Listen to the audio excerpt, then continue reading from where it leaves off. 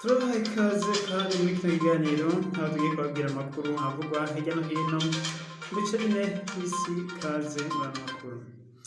Amakuru uno munsi rero tugiye kuyahera mu Burusiya, aho tubabwira ku ntambara y'Uburusiya na Ukraine. Iyi ntambara rero imaze hafi ukwezi n'igice iriko iraba. Uburusiya bukaba bwongeye kuvyura ibitero mu gihe Uburusiya bwari bwavanye abasirikare babwo mu bice vyinshi bwari bwarafashe bukabirekura, ndetse harimo ka Kiev na Kiev ubwaho. Abarusiya bakaba barahavuye aho bavuze ko bagiye gufokasinga ku gace ka Donbas region ariho intambara zigiye kubera.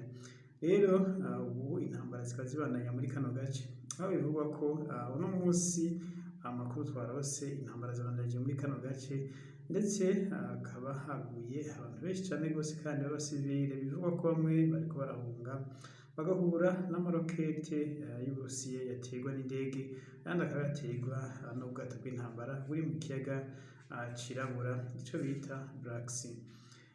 Ibi rero vyatumye Perezida Zelensky yongera gusaba amakungu kumushigikira, na cane cane umushikiranganji w'Ubwongereza ku munsi w'ejo yari asanzwe ari muri kino gihugu, aho bivuga ko n'ubundi yari yaje amuzanira ibigwanisho.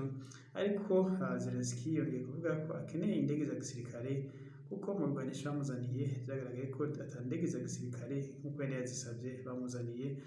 Ariko ibindi bamuzaniye mu vyo yari yasavye, baramuzaniye antimisile, ndetse bamuzanira n'amaburende, bamuzanira n'amamisile aterwa n'intoke, n'ibindi bigwanisho nk'inkoho n'amasasu menshi cane gose. Ibi rero bakaba barabizanye, ariko nubwo babizanye aracasaba ko bomuha indege. Amerika nayo nyene ikaba yarungitse ibisa n'ivyo, aho yarungitse amaburende, ikarungika n'inkoho nyinshi cane gose, ndetse Amerika ikaba yarungitse n'ama-antimisile y'Abanyamerika basanzwe bakoresha. Bakaba yarungitse rero mu kino gihugu ca Ukraine, ariko akaba atarashika muri Ukraine, akiri muri Poland. Naho Uburusiya bukaba bwamenyesheje ko burindiriye bino bigwanisho ko vyinjira muri Ukraine, maze bino bigwanisho Uburusiya bubiraseko.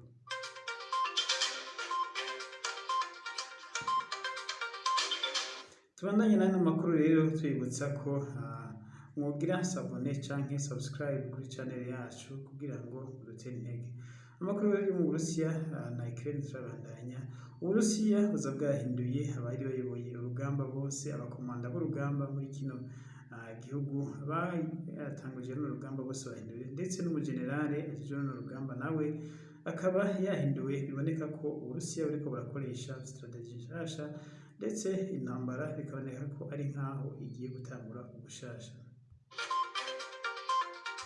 Tukivuga nyene ibi vy'intambara yuko yo bigiye gutangura ubushasha, Uburusiya bwerekanye ibitero bwakoze uno munsi, aho buvuga ko bwasambuye amaburende n'ibikoresho vyinshi vya gisirikare vya Ukraine. Muri video ubushikiranganji bwo kwivuna amaso bw'Uburusiya bwashize ahabona bwerekanye ukuntu indege y'igisirikare y'Uburusiya yakoze bino bitero, igasambura ivyo bise ko ari ibirindiro vy'igisirikare ca Ukraine, ndetse n'amaburende. Aho ibi tukaba twamenyesha ko Ukraine itaragira ico ibivuzeko. Ibindi vyagaragaye twamenye kuri uno munsi nuko hari kandi imodoka nshasha z'Uburusiya ziriko zirinjira muri Ukraine. Umurongo munini cane gose nk'umwe wabonetse bwa mbere intambara igitangura. Umurongo rero wasubiye kuboneka ku masatelite y'Abanyamerika. Abanyamerika bazabishize ku mugaragaro berekana ko hari izindi modoka nyinshi cane gose zitonze umurongo munini cane gose nk'ibirometero 2 za gisirikare ziriko zigana igihugu ca Ukraine.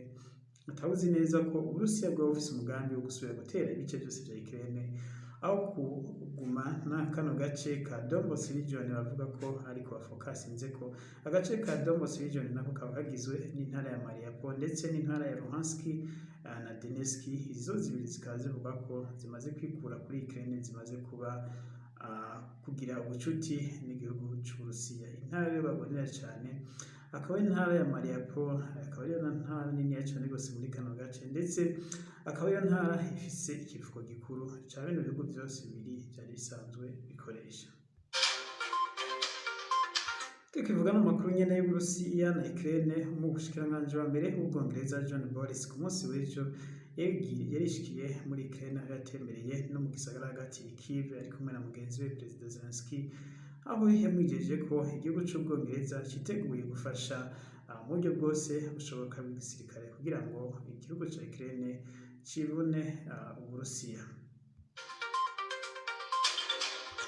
Ubu rero John Bonson yagendeye kino gihugu, ibi vyerekana ko koko bizeye umutekano wabo, kuko aho umutegetsi w'Ubwongereza agendera bivugwa ko habanza kuba nibura indwi yose iheze abasirikare abo bita division commander bacungera umwamikazi Elizabeth, bagacungera n'umushikiranganji wa mbere bagacungera n'umushikiranganji wo kwivuna abansi.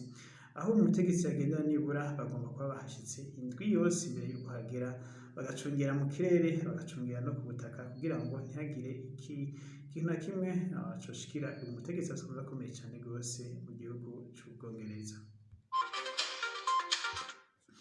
Ibindi kandi twabwira muri aya makuru, Amerika yarungitse ibigwanisho vyinshi. Ibigwanisho rero ntibirinjira nkuko twabivuze. Igihugu rero c'Uburusiya cahise gitangaza biciye kuri ambasaderi w'Uburusiya muri Amerika, aho yavuze ko Uburusiya bwiteguye kurasa kuri bino bigwanisho bukabisambura igihe cose Amerika yovyinjiza mu gihugu ca Ukraine, ndetse Uburusiya bukamenyesha ko ibi ari agasomborotso kandi butagiye kuvyihanganira, ahubwo bishobora gukwega injyane hagati ya Amerika n'Uburusiya.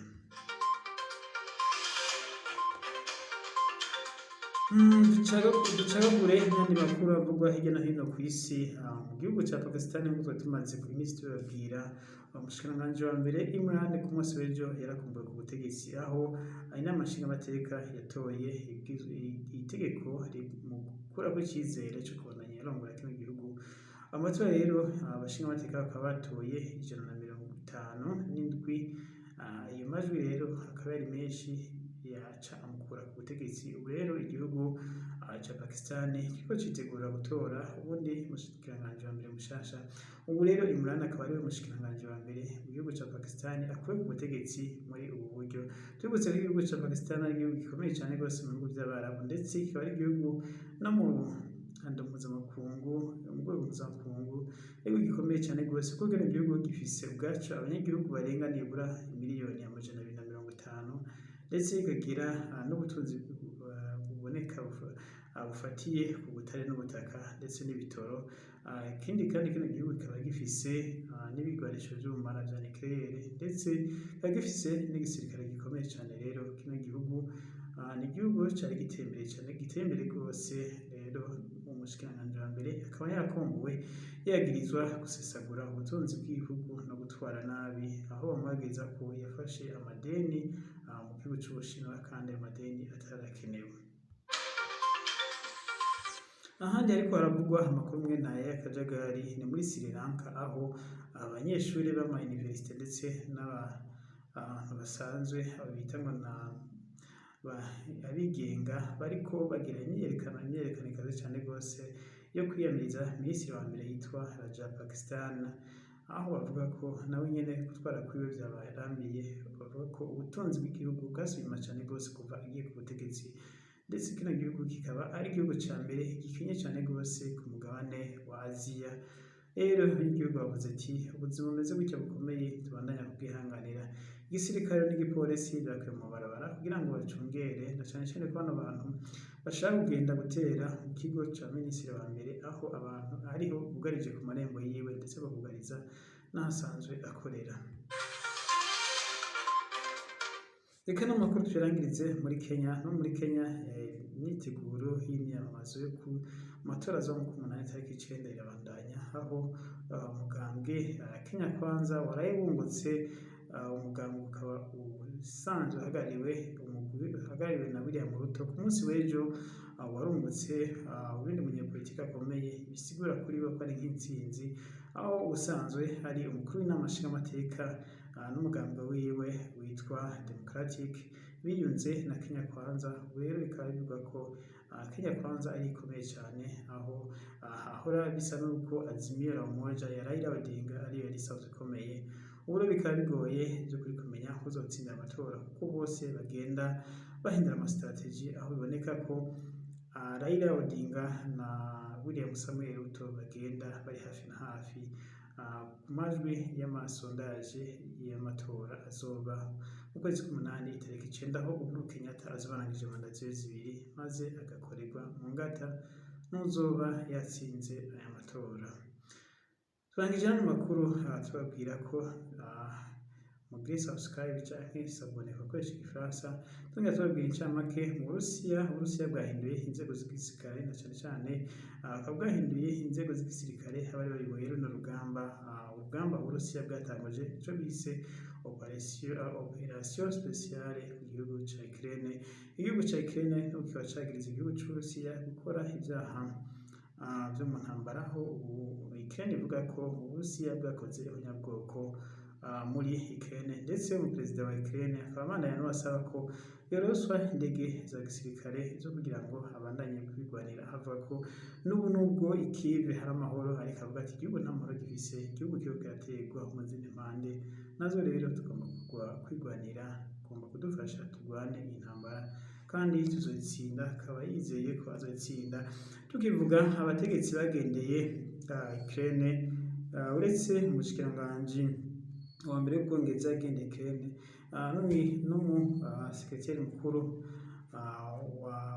w'Ubudagi nawe yaragendeye muri Ukraine ku munsi w'ejo ndetse na kansela wa Australia nawe yaragendeye igihugu ca Ukraine aho nawe nyene yaganiriye na Perezida Zelensky bamwizeza ubufasha busesuye ndetse avuga ko bagiye gukomeza bongereza ibigwanisho kubyo bahora bamuha. Bano bategetsi bose cari kibazo bari baje kurabaho kino gihugu kigejeje igikorwa cyo kwitabara kandi bavuga bemera n'ibindi bigwanisho bagiye kugiha.